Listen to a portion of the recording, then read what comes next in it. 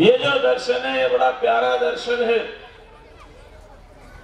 मैं बंधु वर्ग से कहता हूं कि अगर यहाँ पर 1 लाख घड़े रख दिए जाए, उनमें पानी भर दिया जाए और उस पानी के अंदर सूर्य का प्रतिबिंब पड़ता है, तो मैं बंधुओं से पूछना चाहता हूं, सूर्य 1 हुआ या 1 लाख हो गया? भाई आप क्यों बोल रहे हो?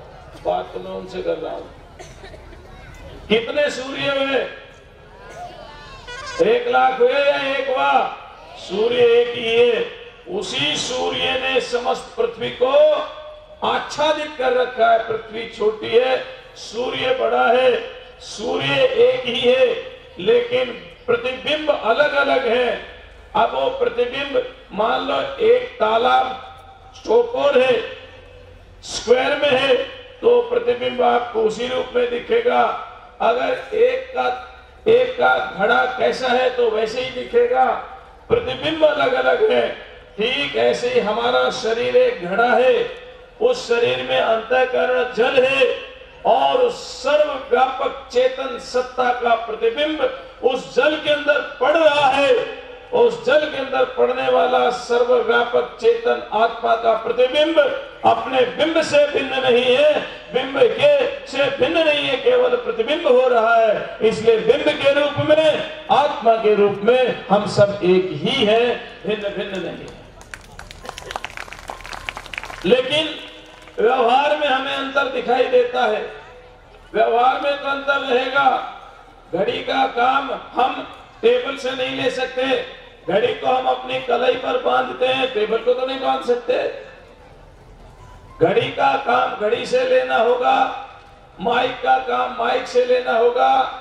इसी तरह से समाज में प्रत्येक वर्ग की आवश्यकता है और प्रत्येक वर्ग के साथ उनका व्यवहार अलग अलग है। तो व्यवहार अलग अलग होने के कारण, कार्य अलग अलग होने के कारण व्यवहार भी भिन्न भिन्न हो जाता है। शरीर की दृष्टि से जैसे घड़े अलग अलग हैं, ऐसे शरीर की दृष्टि से हम अलग अलग हैं। नाम हमारे अलग अलग हैं, रूप हमारे अलग अलग हैं, कार्य हमारे अलग अलग हैं, व्यवहार भी हमारे अलग अलग होंगे। एक गुरुजी है जो पढ़ाता है, उसके साथ गुरुजी जैसा व्यवहार होगा। एक राजमिस्त्री है, उसके साथ राजमिस्त्री जैसा व्यवहार होगा। एक एसपी साहब है, उसके साथ वैसा व्यवहार होगा। एक इंस्पेक्टर है, उसके साथ वैसा व्यवहार होगा। एक जो कलेक्टर है, उसके साथ कलेक्टर जैसा व्यवहार होगा। एसडीएम के साथ एसडीएम जैसा व्यवहार होगा। एक इंडस्ट्रियलिस्ट है, उसके साथ वैसा व्यवहार होता है। जो जिस क्षेत्र में जिस काम को कर रहा है, उस काम के अनुसार उसके व्यवहार में भिन्नता है।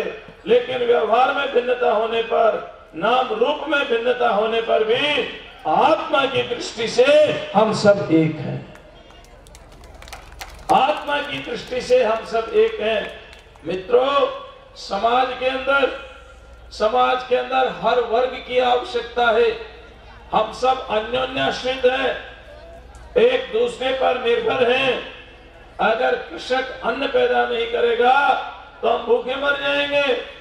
और यदि साइंटिस्ट, एक वैज्ञानिक अन्न पैदा करने के जो तरीके हैं, कुआं खोदना है, आपको एक बोरिंग मशीन लगा दो, कुछ नहीं करना, अपने आप गड्ढा खोद करके कुआं तैयार हो जाएगा, पाइप लग जाएगा। बिजली का आविष्कार करने वाले, बोरिंग मशीन का आविष्कार करने वाले, अगर वो नहीं होंगे तो किसान कितना अन्न पैदा करेगा। ठीक इसी प्रकार से कपड़ा वाला नहीं होगा तो हम पहनेंगे क्या? इसी प्रकार से राजमिस्त्री नहीं होगा तो मकान कौन बनाएगा? ये सारे के सारे हमें समाज में हमें आवश्यक हैं और समाज में सभी वर्गों की बराबर आवश्यकता है। कोई वर्ग के बिना ये समाज रह नहीं सकता है। इसलिए कार्य के भेद से कालांतर में, पहले तो जातियां नहीं थी, लेकिन कार्य के भेद से कालांतर में ये जातियां बन गई हैं। ये जातियां भले भिन्न भिन्न हो, लेकिन ये सब मिलकर के समाज की एक इकाई है और पूरा एक समाज है और उस समाज में सभी का समान अधिकार है। व्यवहार में अंतर होगा लेकिन समानता में अंतर नहीं होगा। व्यवहार में अंतर हो सकता है लेकिन सबको सुविधा बराबर मिले, इसमें कोई अंतर नहीं होना चाहिए। सबको सुख का समान अधिकार है, सबको जीने का समान अधिकार है, सबको आराम से रहने का समान अधिकार है। और ये समानता का भाव, व्यवहार की भिन्नता होने पर भी समानता का भाव आचार्य शंकर के इस एकात्मवाद से ही संभव है। हम समाज में झगड़ रहे हैं, कलह कर रहे हैं, विवाद कर रहे हैं, उसका कारण अज्ञान, अज्ञानता के अलावा और कुछ नहीं है। और समाज के अंदर जहर घोला जा रहा है, जहर विश्वमन किया जा रहा है। आज हमारा समाज कलह के कागार पर खड़ा है, टूटने के कागार पर खड़ा है। कहीं जातिवाद है, कहीं प्रांतवाद है, कहीं भाषावाद है, कहीं क्षेत्रवाद है। और इन समाज के तोड़ने वाले लोगों ने तो समाज का भेद एक ही जाति में गोत्रवाद के नाम से भी कर दिया, खाप के नाम से कर दिया। अगर ये टूटने चाहिए, खंड खंड होने चाहिए अपने सत्ता के लोभ से, अपने स्वार्थ के लोभ से, इन्होंने भेद पैदा कर दिया। ये भेद खत्म होना चाहिए। अगर कहीं कोई वस्तु में विकार हो, उस विकार को दूर करना चाहिए, वस्तु को नहीं फेंकना चाहिए। हो सकता है 2 अरब से चला आ रहा हमारा वैदिक सनातन धर्म 2 अरब वर्ष से चला आ रहा है। इस 2 अरब वर्ष से चले आने वाले वैदिक सनातन धर्म में यदि कोई कमी हो गई हो, यदि कोई विकार आ गया हो, तो हमें उस विकार को निकालना चाहिए, ना कि हमें इस सनातन धर्म को छोड़ देना चाहिए। मित्रों, जिस पिता से हमारा जन्म हुआ है, हमारा पिता वही होगा। पिता के बदले पिता नहीं लाया जा सकता। ये जो फादर ट्रांसफॉर्मेशन नहीं होता है, इसका ट्रांसफर नहीं होता है।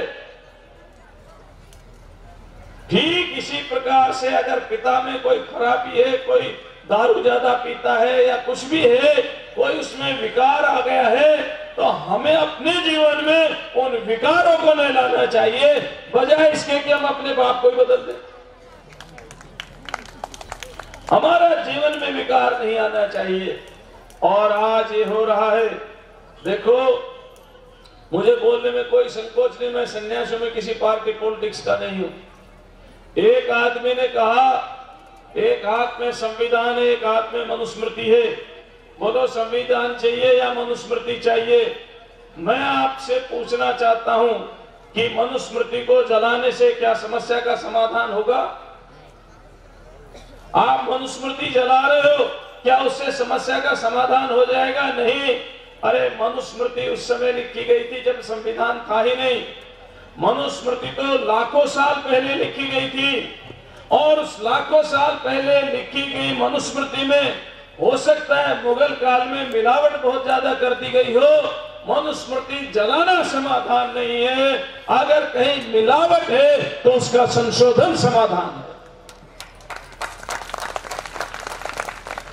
अगर कोई सवर्ण ये कहे कि संविधान ने हमें आरक्षण नहीं दिया, हम संविधान को जलाएंगे, तो क्या संविधान को जलाना समाधान है? संविधान को जलाना समाधान नहीं है। अगर कोई पीड़ित है, परेशान है, कोई समाज विशेष, वर्ग विशेष, उसके उत्थान के लिए संभव क्या है, ये समस्या का निराकरण करना ही समाधान है। किसी ग्रंथ को जलाना कोई समाधान नहीं है। हमारे एक नेता कहते हैं कि हम मुसलमान हो जाएंगे।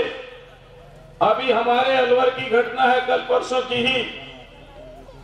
एक मुस्लिम समुदायों ने एक दलित वर्ग को मारा, पीटा, कहा मुसलमान बन जाओ, नहीं तो तुम्हें इसी तरह से मारेंगे, पीटेंगे। ये जो चिल्लाने वाले हैं दलित के नाम से, ये कोई भी उसके पास नहीं गया। दलित के नाम से राजनीति करने वाला वहां नहीं गया। दलित के नाम से टीवी के अंदर दिखाने वाले, अपने टीवी का मान बढ़ाने वाले कोई